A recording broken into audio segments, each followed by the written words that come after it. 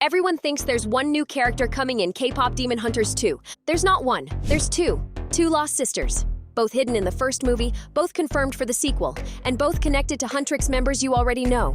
One shares blood with Rumi. The other shares blood with Zoe.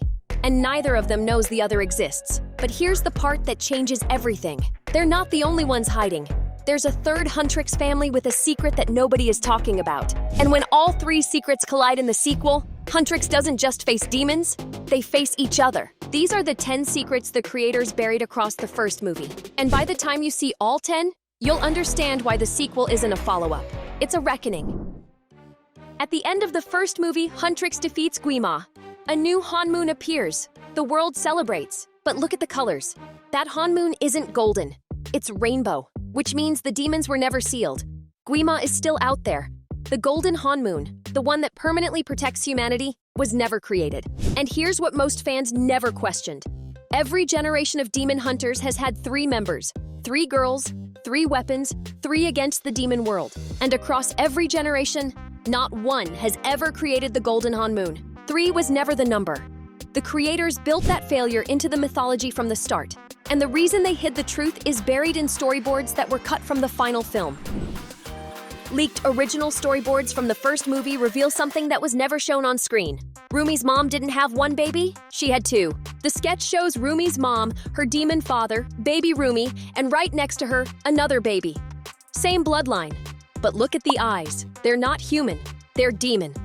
This entire backstory was cut from the final film. Not because it didn't matter, because it was too big. A Netflix insider confirms the twin storyline wasn't scrapped. It was delayed, deliberately, for the sequel. Her name is Ren, short for Ha-Ren. It means clear sky. And the part that breaks everything? She didn't just survive the cut. She survived into the movie itself, on screen, hiding, and almost nobody caught it. Remember the Idol Awards scene? Rumi realizes Zoe and Mira aren't themselves. They're Saja boys, shapeshifted, wearing their faces. That moment established a rule. Demons can disguise themselves as anyone. Now go back to the scene with Gu. Rumi's been arguing non-stop. Sharp, guarded, defensive. And then suddenly, I am a mistake. Have been since the moment I was born. That doesn't sound like Rumi. It's softer, heavier, like someone carrying a secret they've never been allowed to speak. Because it's not Rumi. That's Ren. Her twin, wearing her face, confessing something real through someone else's voice. And once you hear that scene knowing it's not Rumi, it stops sounding like confidence breaking. It sounds like a girl who believes she was never supposed to exist. The first lost sister, hidden in plain sight. But she's not the only one the creators buried. Secrets 1 through 3 are about Ren, Rumi's twin, demon blood, hidden in the first movie. But the creators didn't just hide one sister. The second lost sister isn't connected to Rumi at all. She's connected to Zoe, a different family, a different backstory, a different kind of pain. And the evidence was buried in the one place nobody thought to look closely enough. The Golden music video. During Zoe's backstory in the Golden music video, she's being pulled from both sides. But look at the hands. The hand pulling her to America is a man's hand. The hand pulling her to Korea is a woman's hand. And at the end, Zoe lets go of the man's hand. That tells us Zoe's parents split. She moved to Korea with her mother. Her father stayed in America. But he wasn't alone. Sources confirm Zoe has a younger sister who stayed in America with their father. Same bloodline, same demon hunting abilities. Her name is Hana. In Korean, it means one. The one missing piece needed to complete the Huntrix lineup and create the golden Hanmoon. 2 lost sisters. Ren in Rumi's shadow, Hana in Zoe's past.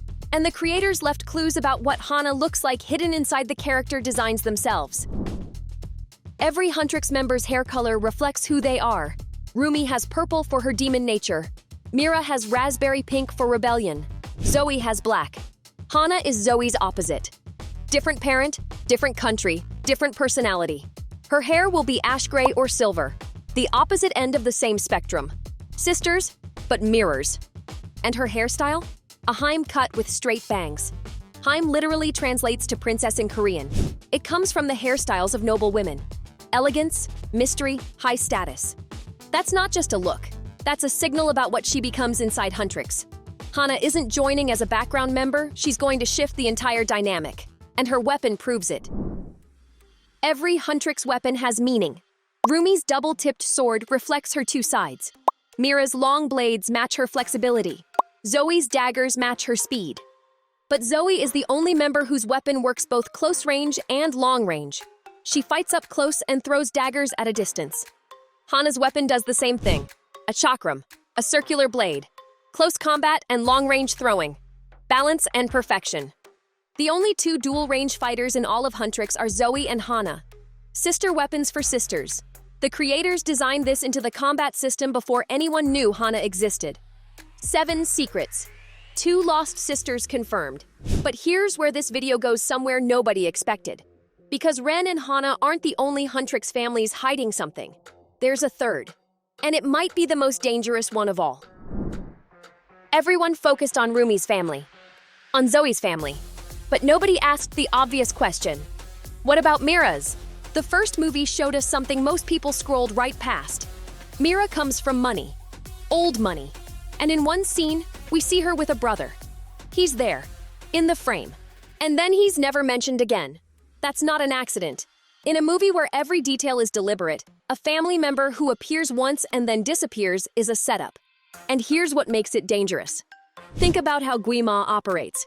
He doesn't attack with force first. He recruits. He finds people with power, with status, with something to lose. He offers them a deal, and then he owns them. That's exactly how he got Jinwoo. Fame, fortune, a deal too good to refuse. And then Jinwoo was trapped in the demon world for 400 years. Now look at Mira's family. Wealthy, connected. A brother who disappears from the story without explanation. If Guima approached that family the same way he approached Jinwoo, Mira's brother might already be compromised. Not evil, trapped. Caught between his family's deals and his sister's war. And if that's true, then Huntrix doesn't just have enemies outside the group. They have one inside. Someone who loves Mira but can't tell her the truth. So here's where all 10 secrets converge. 3 families, 3 impossible truths. Ren, Rumi's twin. She enters the sequel as an enemy, disguised, fighting against Huntrix. Nobody knows who she really is. Not Zoe, not Mira, not even Rumi. Until the mask comes off, and they're face to face for the first time since birth. Your twin sister, standing on the wrong side of the battlefield. And the worst part? Ren might have already fought Rumi in the first movie, and Rumi never knew. Hana, Zoe's younger sister. She's in America, doesn't know she's a demon hunter, doesn't know about Huntrix. And she falls in love with baby Saja, the one Saja boy who was never sent back to the demon world. She has no idea he's a demon. And the moment she joins Huntrix and helps create the golden Hanmoon, the demon world gets sealed, baby Saja with it, forever. And Mira's brother, the one nobody questioned, caught in a family that may have already made deals with the demon world. He can't warn Mira without exposing what his family did. And he can't stay silent without putting her in danger. 3 families.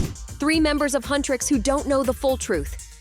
And a sequel that's about to force all of it into the open. Here's the final secret, the one that ties everything together and makes the sequel feel impossible. The Golden Hanmoon requires all 5 members.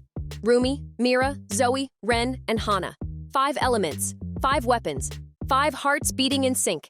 And every source we've seen says the same thing. It doesn't just require power, it requires trust. Complete trust, between all 5. And that's the problem. Ren can't trust Rumi because she's been fighting her from the shadows. Rumi can't trust Ren because her twin was her enemy. Hana can't fully commit because committing means losing the person she loves. And Mira? Mira might be the most loyal member of Huntrix. But if her own family has been compromised by the demon world, she's carrying a weight that could crack her from the inside. 5 members, 5 elements, and not one of them enters the sequel with a clean conscience. The Golden Hanmoon doesn't need fighters. It needs trust. And trust is the one thing that every single family in this story has already broken. That's why the sequel isn't a victory lap. It's a reckoning. 10 secrets, 2 lost sisters, 1 hiding in Rumi's reflection, 1 hiding in Zoe's past, and a 3rd family carrying a deal with the demon world that nobody knows about. And the scariest part? None of them know about each other yet.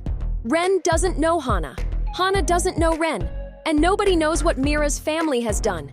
When these secrets finally collide, Huntrix won't just fight demons. They'll fight the truth. If you want the full deep dive on Ren, her sword of fire, and the exact moment she was hiding in the first movie, that breakdown is on screen right now. And if you want the complete breakdown on Hana, her weapon, and the Baby Saja love story that could destroy everything, that video is on screen too. Sub up and hit the bell. We're just getting started. See you in the next one.